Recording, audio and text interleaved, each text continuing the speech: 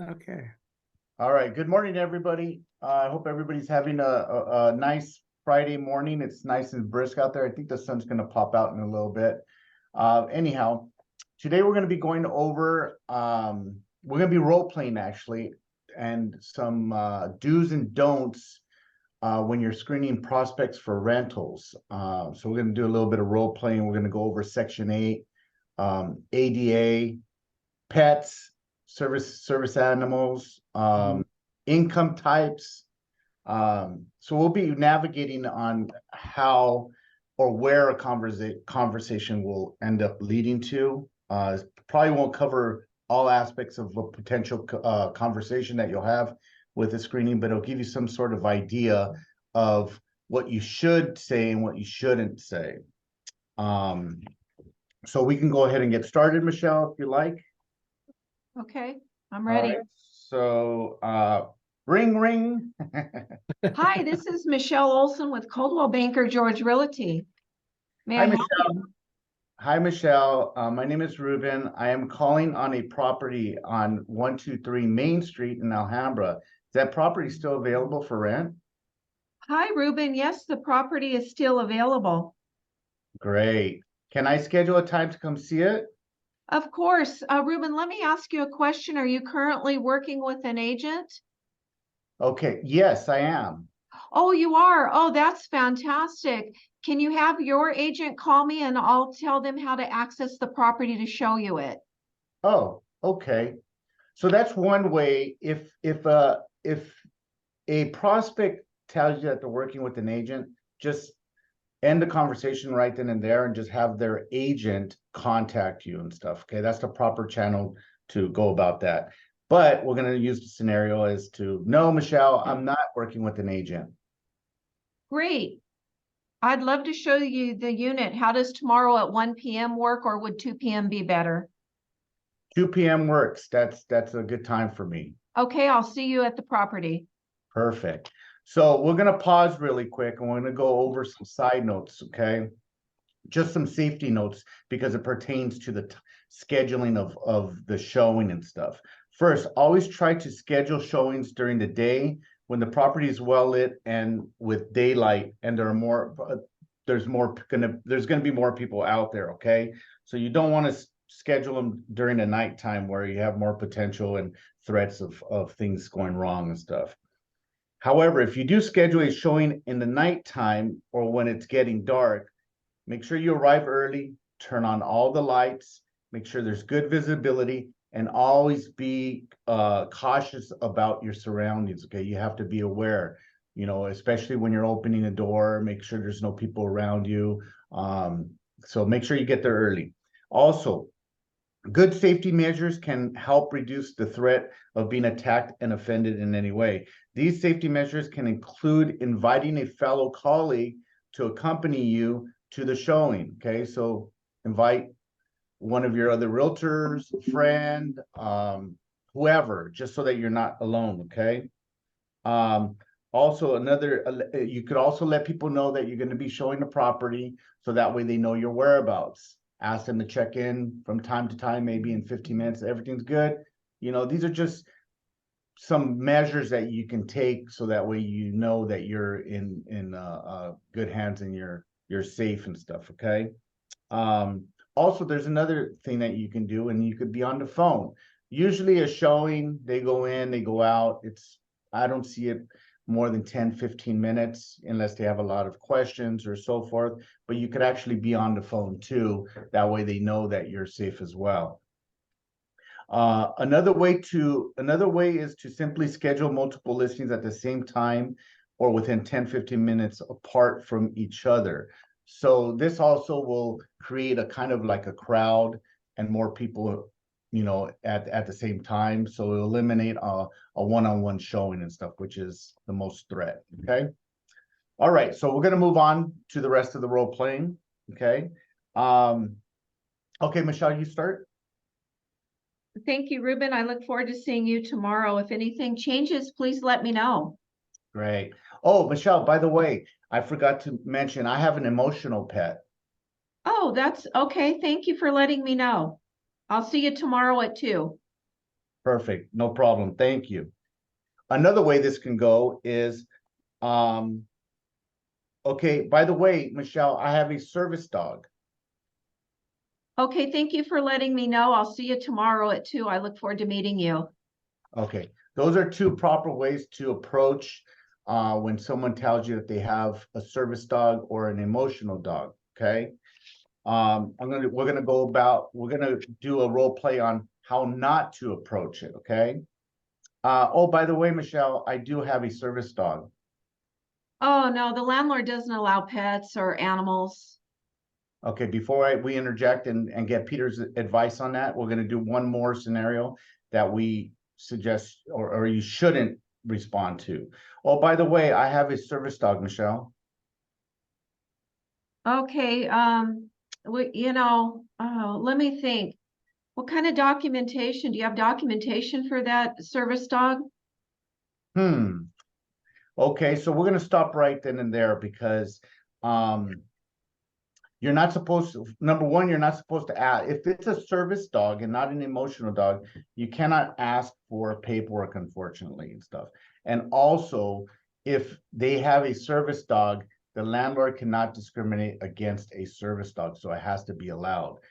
Peter, do you want to interject in that on that? Yeah, you're exactly right. You know, when they have a service dog, it's only obvious, you know, when you have blind and you have a doctor leading the blind.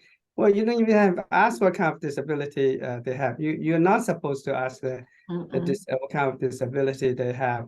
Okay, but the service dog is you don't ask, but the emotional pet, now you can say that okay, you know, are you disabled?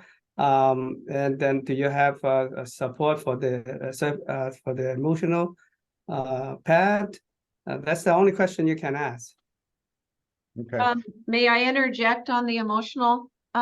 So the property owner can ask, or I guess the agent on their behalf, usually they can provide a note from a third party, and it's a reliable third party, and it does not have to be a doctor, just so you are all aware. It could be a counselor, a clergy member, a good friend, and the note simply will say that this person has a disability under California law and request reasonable accommodation under the law. So there's Right. not a lot of information they're going to give you. We do verify this with the car attorneys, and you know, there's not much you can ask, and the letter can be from a friend or clergy member, anybody like that. Also at the end, thank you, Michelle, for that. Also at the end of this meeting, I'm gonna be sending out, emailing everybody. It's a quick guide from CAR, and it's going to give you all the questions and answers for both the service and emotional support animals, okay? It'll describe what each type of animal it is and what you can and cannot do, okay? Also, just know, this is a conversation that Michelle and I are having, okay? But if I don't mention it to Michelle and I show up with a service dog or an emotional dog, or pet, you know, you're gonna have to respond in a similar fashion. Okay, so you can't say, "Oh, I didn't know you had a dog. There's no pets allowed." That's what you want to refrain from saying. Okay, you're just collecting data. You're facilitating the rental of the unit for your landlord. So it's important to remember, don't make any irrational responses. Just collect the data, the applicant's information, let the landlord make all the decisions, okay? So you want to be very careful what you say and what you don't say, and that's the whole reason why we're putting this session together, because just by you saying something can create a lawsuit that's going to include you, and then it's going to be a he said, she said type of situation, because there's nothing on paper. I think we have a situation like that right now, right, Peter? That's right. That's right. Exactly. Yeah, So, we're still for discrimination against the disabled. so you don't want to put yourself in that situation where you're going to have to pay money to represent yourself, frivolous or not frivolous. You know, we're trying to teach you ways to prevent this, okay? And it's rather simple. Just be very cautious as what you say. You can pause, think about it, and then say it instead of just, saying it at a spur, okay? All right, Michelle, you ready to move on? Yes, I'm ready. Oh, you know what? We did have some side notes. Let me just touch on some good side notes that we had. So it's good practice to limit your responses or what you say and disclose. So less is better. Okay, remember that. You're just collecting whatever information they're going to furnish you. So just limit what you're going to disclose to them. Always remember that you are simply showing the property to potential renters, collecting data and applicants from potential renters, and presenting the applications and data from the potential renters to the landlord so that the landlord can make a calculated decision. That's all you're doing, okay? You are not involved in the decision making nor the acceptance or denial of the applicant to rent, okay? You're not making the decision, okay? The landlord is, okay? Let the landlord make the decision. You're just furnishing the information. You are simply facilitating the process for the landlord.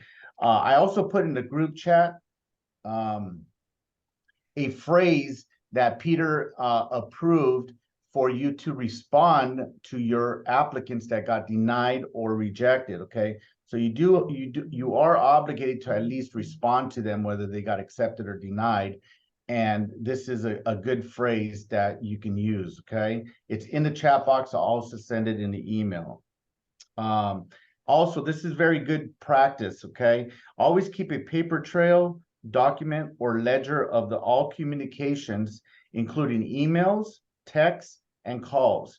You'll never know when you have to refer back to that to those communications with the renters, landlords, or prospects, even years later. So you don't want to have to think about, oh, what happened? What did I say? If you are in the right, you want to have proof, and the proof is going to be best by paper trail. So keep your text, jot them down, make a ledger, or utilize your emails. Okay, so don't delete those. Correct, Peter? Yes. Okay, let's move on. I think it's you're on, Michelle. No, Oh. read right under the yellow about Oh, what yeah, you so- forgot. Yeah, so then I mention? start. Okay. Oh, Michelle, I forgot to mention also that I collect government assistance through Section 8. Okay, I look forward to meeting you tomorrow at 2 p.m. Perfect. Right in front. That's a proper response. Here's another example. Oh, Michelle, I forgot to mention that I get Section 8. Is that okay? That's fine. That'll be included on your application, and the property owner will consider it. No problem. I'll see you tomorrow at 2. You're basically telling the renter to, whatever income you get, just put it on your application and let the landlord make a decision. Here's another one, the last one. I forgot to mention, Michelle, I collect Section 8. Is that okay? That's fine. You can include that information through Rent Spree and the renter screening app and process. So basically, there's an app called Rent Spree. You all probably know about it. I don't know how many of you have used it. It's pretty simple. It's just a link that you send to your client through through CAR, your CRMLS, and then they do all the screening and all the process and stuff. And you just forward that to their landlord, and then the landlord's going to have all the information. So you really don't need to get involved in the process of them being qualified or not, okay? We're gonna use the same scenario, but on what not to respond, how not to respond, okay? Michelle, I forgot to mention that I collect Section 8. Oh, boy, the property owner does not accept Section 8, so let's just cancel our appointment for tomorrow at 2. Sorry about that. That's the wrong way to approach it, okay? You cannot deny an applicant based on their income, okay? And we'll go over those side points just right now. I have one more example. Michelle, I forgot to mention that I collect government assistance through Section 8. Is that okay? Well, the property owner this property is not qualified for Section 8, so yeah, let's just cancel tomorrow at 2. Sorry about that, Ruben. So that's another way to get in trouble, okay? Because you're discriminating based on the type of income that they are receiving. Just so everybody knows, in the state of California, every landlord is a Section 8 landlord, okay? Unless I'm mistaken. That's Peter? correct. Yeah, Yeah. yes, you just simply cannot turn away Section 8. You Mhm. know, if you have a screening process, you can do that, but then you cannot categorically rejected the Section 8. Whether your landlord decides to accept it or not, or if he's being biased or non-biased, if he just doesn't like his past history with Section 8, that's his decision to make internally. But you can't let the tenant or prospect know that he's being denied or rejected on the basis of the type of income they are collecting. Okay, it's very important because you will get into a lawsuit, or you can potentially get into a lawsuit if that prospect knows the laws and stuff. And there's a lot of we've all heard the term ambulance chasers. There's a lot of people out there that are just doing that. They're just trying to see if they can catch someone with their guard down, and then you're in a lawsuit. And then, you know, whether you pay 100 grand or not, even if they settle for 20, 30, $40,000, I think we're going through a similar situation right now. That's how they collect money. That's how they earn money and stuff, you know? So I'm not saying that everybody is going to be taking that approach and trying to have a frivolous lawsuit, but they're out there. So we're trying to safeguard you guys so you guys are not put in this situation. Okay. Let's move on to the other types of income. Michelle, I forgot to mention that I'm disabled and I get disability insurance and unemployment. Oh, okay. I'll see you tomorrow at 2, Ruben. Again, I look forward to meeting you. Again, you're not there to deny them or reject them or qualify them or any of that. You're just there to show the property. Okay, so that's a proper way to respond to that. Another proper way, Michelle, I forgot to mention that I am disabled and I have and I collect disability and unemployment. Is that okay? No problem. You can include that information on your application or your rent spree process. Perfect. So you don't have to go through all the process of talking to them and pre-qualifying them and all that. Just go show the property. If they like it, tell them, put all your information on the application. I'll present it to the landlord and the landlord can make a calculated decision. Okay. So don't put yourself in more of a situation that you don't have to. Peter, did you want to say something? Yes, the less you say, the better. Exactly. Okay. So, Especially with these bullet points, which is yeah. income, service dogs, Section 8, just don't mention any stuff. You just will show the property. They like the property and you're moving to the next step, which is applying and qualifying. Then let them if they go through rent spree, you don't have to do anything else because they put all their information in rent spree. You forward that information to the landlord and the landlord will make a decision. Okay. The only thing you're obligated to do is to show the property, present the offers for rental, and then respond whether they're denied or accepted. That's it. That's the scope of your work. Okay. So same scenario, but we're going to do it on how not to respond. Okay. Michelle, I forgot to mention that I am disabled and I collect disability and or unemployment. Oh, no. The property owner won't accept that, Ruben. So that I don't waste your time and mine, let's cancel the appointment tomorrow at 2 p.m. I wish you all the best in your search. You are opening up yourself for a lawsuit with that response. Mhm. So, you know, don't put yourself in that predicament. One last example of how not to respond will be, Michelle, I forgot to mention I am disabled and collect disability and or unemployment income. Oh, no, Ruben, you have to be working to get this apartment. I'm sure you can understand that. So let's just not waste our time and cancel tomorrow at 2. Thank you, and I wish you the best in your search. Don't do that. Okay. You're not there to try to massage the deal and tell them that they have to work, they need a job, or none of that. You're basically just showing the property. If they like the property, have them apply one method or the other process, and then you have your landlord make a decision and you respond to the applicant. Peter, you had something to say? No, Okay. that's fine. Feel good. So the side note to that, all I have is you cannot discriminate due to the type of income someone may be receiving, okay? They can receive any type of income. They can get money from the veterans, alimony, child support. It doesn't matter, okay? All you do is present them with the scenario and let the landlord make a decision, okay? It's pretty clear.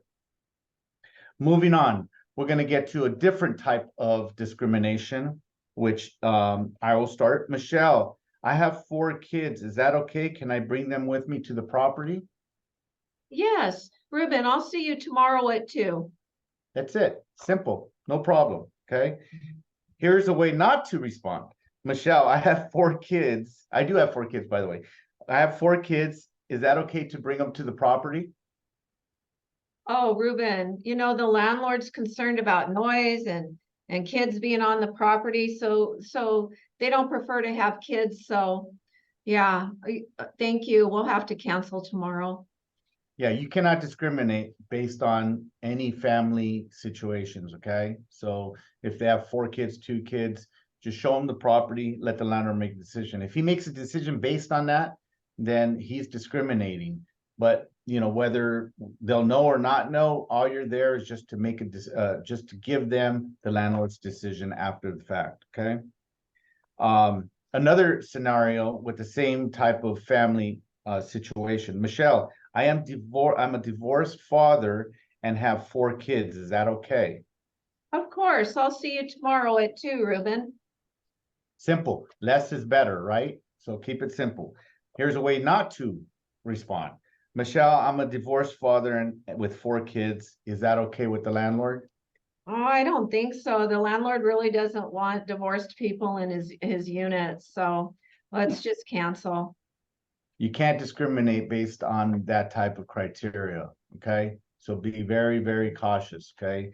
It's not your business to get into their family business or anything else pertaining to that. So just collect the data and furnish it to the seller, okay? I'm sorry, you cannot discriminate against family status and kids. That's the proper terminology that the California law is stating. Okay, we're gonna move on to a different scenario.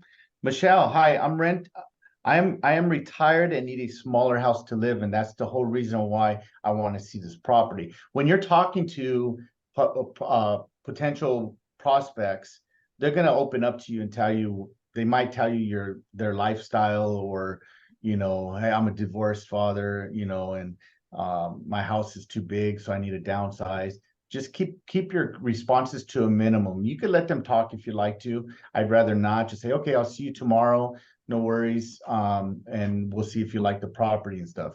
But some people will like to talk, but be very careful how you respond to certain things that they disclose to you. Okay. So let's see, where is it? Yeah, I am retiring and I need a smaller house, Michelle. Okay, see you tomorrow at 2. Let's take a look, and you can take a look at the property. Perfect response. Okay. What not to say. Hi, Michelle, I'm retired. I'm retired recently and I need a smaller house. Oh, you know, Ruben, the landlord's really looking for some younger folks to lease the property. So let's cancel tomorrow. You can't discriminate based on age, okay? So I disclosed that I'm retired. Well, I mean, I guess there are some retirees in the 40s and stuff if you're lucky, but most retirees are going to be in the 50s and 60s. So you're disclosing the range of your age. And Michelle's response was that the landlord really doesn't like to rent to older people and they prefer younger people. Don't say that, okay? Another scenario, okay? This goes into religion. Michelle, I am Muslim and my mosque is just down the street. This property would be perfect for me. Great. I'll see you tomorrow at 2 and you can take a look.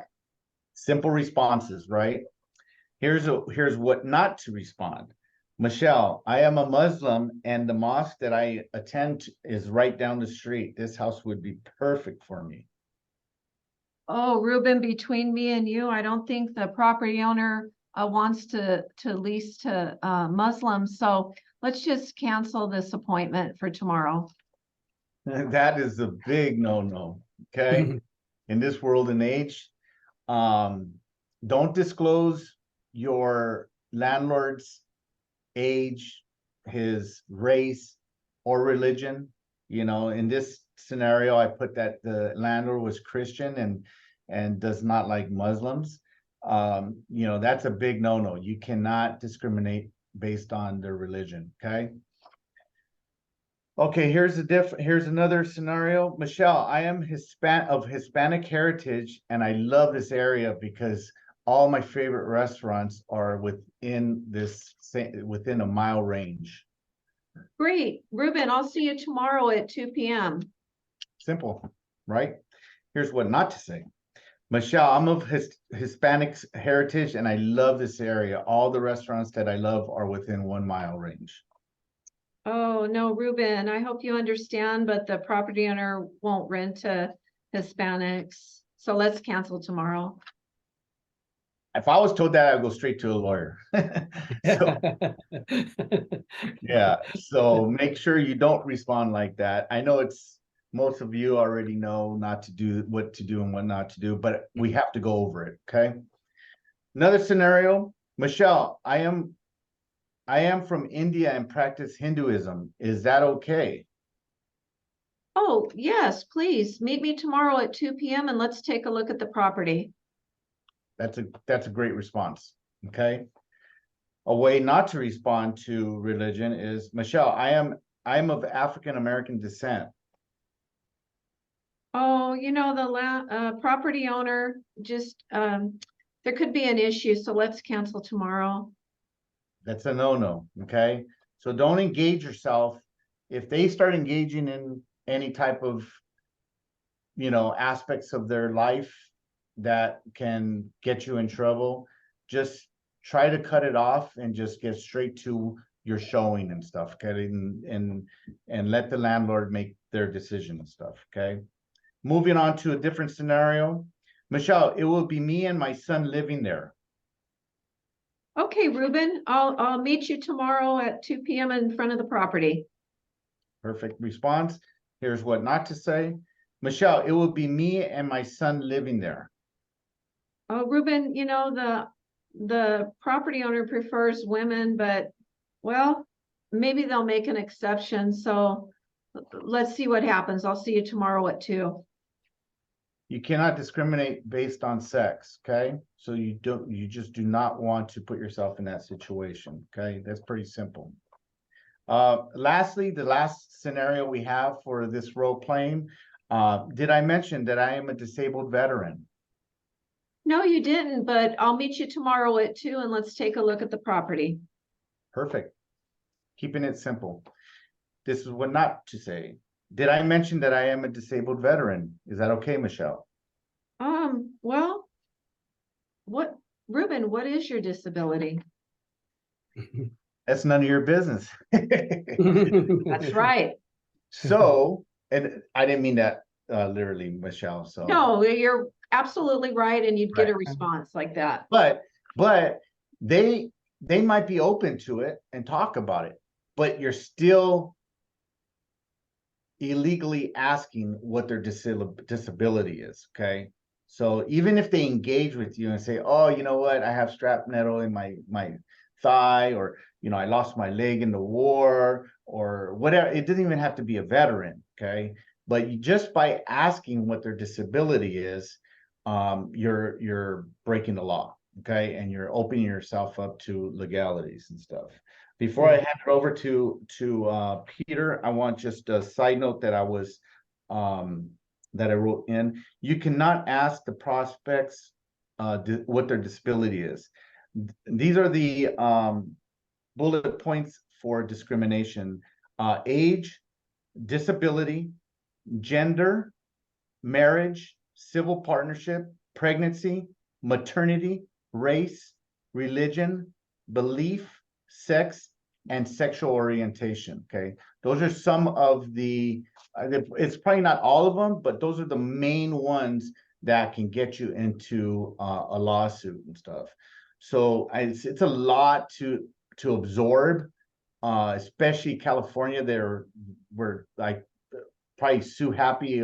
We're probably the most lawsuits in the nation, but they're out there to collect money, to sue you as a professional. Okay, your license. You don't want to lose your license.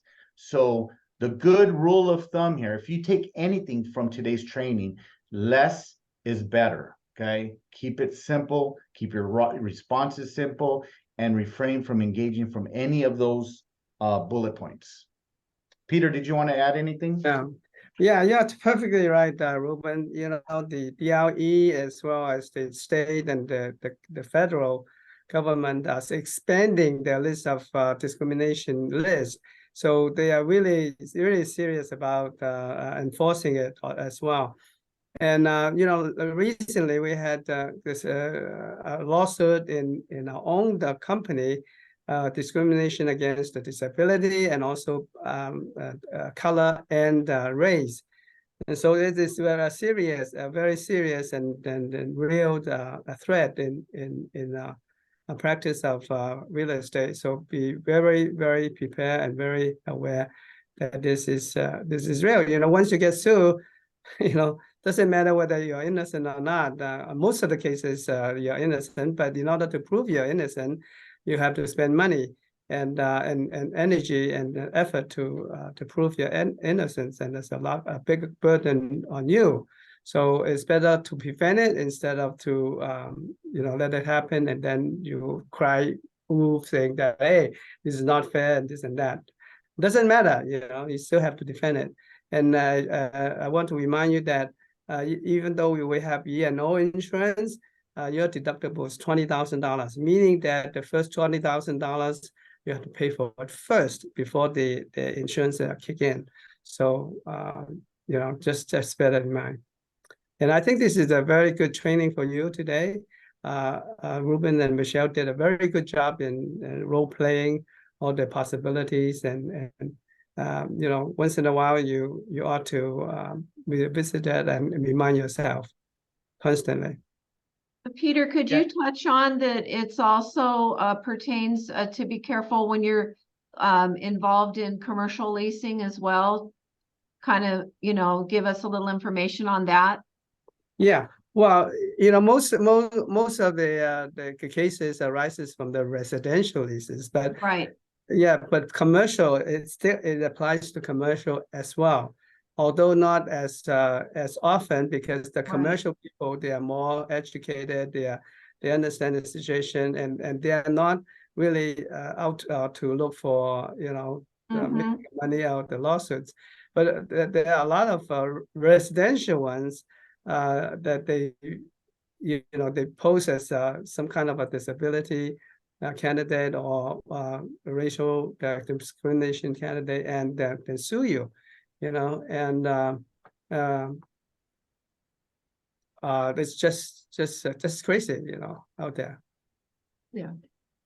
Yeah, and you know, the last thing you want to do is you work so hard to make a commission to, you know, end up giving it right back to legal fees and stuff, you know, so that doesn't make sense. So there's, you know, small little measures that you can take to safeguard yourself and safeguard your commission and your license, because they can revoke. If you're found guilty, they have the ability to revoke your license.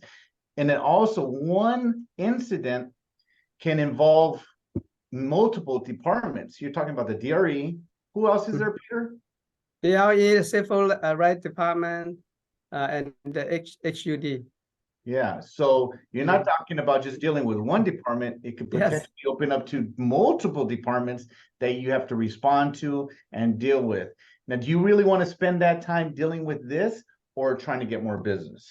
You know, so do yourself a favor. This also can apply to sales and listings. You know, your seller can take the same approach to where they don't want to sell it to a certain person for this reason or that reason. Be very careful when you deal with that type of situation, okay? Ultimately, it's the same type of concept where you're listing a house and you're just taking all the offers, presenting it to the seller, and the seller makes the decision. So you don't want to get into why he accepted this one and not that one, and because this lady is of this color or this race or that religion. Don't engage in that type of situation, okay? You're just facilitating the whole transaction and stuff. So Ruben and Michelle, I'm sorry that I have to interrupt, but I have to jump into another meeting, so I will let you guys finish the training today. Okay. Oh, And, thank see you. you later. Okay, thank you. Appreciate it. I'm sorry. all right, Peter. So that concludes our meeting for today, but does anybody have any questions or comments? Like I said, I am going to be emailing everybody the quick guide that we received from CAR. Michelle handed it to me. I did a couple highlights, so I'll email that out. And then also I put in the chat, but I also email it to the phrasing on how to respond when your landlord declines or rejects an applicant and stuff. Okay, it's very important that you do that. You know how when you apply for a credit card or for this or for that, you get either an email or a letter in the mail stating that you've been declined. So you still have that obligation, and you know you're a professional, so you should be responding to those applicants that got rejected or declined. But we'll open it up to anybody that has any questions or comments? Hi, Ruben. Jeffrey. Jeffrey, hi. Good morning, Ruben. My question is not related to this topic. I just had a quick question, not related to this topic. When can we have the website, agent website, open? What do you mean agent website? Remember, we have a new online. I'm trying to log into the agent website. Oh, you mean I'm sorry. You mean the agent login? You said the Login. agent website. Okay. I emailed that out to everybody. So just so everybody understands what's going on right now, our website's under construction, our brokerage website, and that's where you would typically go to on the agent website, agent login portion of it to access all your agent resources. Correct. What I did is I got those same link. I copied the links onto a paper, onto a document. And if remember on the website, you would click on the little blue box and it would take you to wherever you wanted to. Well, Yeah. that link will take you to, it serves the same purpose. Okay. So that would take you to the same place where you need to get your resources. Okay. I emailed that out to everybody about a couple of weeks ago. I'll do it again today. Okay. So just make sure you keep that form handy, because instead of going to the website until our website is back up and running, which is probably about 4 to 6 weeks, you will refer to this document. Okay. So until our website is up and running, you will refer to this website. I'm Okay. refer to this document. Yeah, I'm looking to the reason why I'm asking this question, because I'm looking to to go back and review our training. Well, Jeffrey, if you want that, all you have to do is go to YouTube. So if you Google YouTube and then you go to CBGR or Coldwell Banker George Realty, it'll send you to our channel. It's a public channel, so anybody can go to it. And then from there, you have to navigate to either the topic or the date. YouTube, okay. YouTube channel. Okay. Thank you. You're welcome. Any other questions? All right, lastly, before we let everybody go, please help Michelle and myself with any topics or any platforms or apps or anything that you guys wish to be trained on. We're going to be finishing up the year pretty soon, and we want to start establishing a schedule for the following year in 2024. So anything that you need help with to better your business, mentoring, coaching, apps, forms, whatever you need to go over, please shoot us an email so that way we can help you and your business, because you'll never know what you have in your mind and you're thinking that can help your business. maybe there's other agents and they're just not speaking up, okay? So help us help you. Let us know what you guys want to be trained on, and me and Michelle will put it together. All right. All right. Well, that concludes our training for today. I hope you guys got value of it, value with it, and also absorb some information to help you not only be safe, but also prevent a potential lawsuit. Thank you, everybody. All right, Michelle, if you want to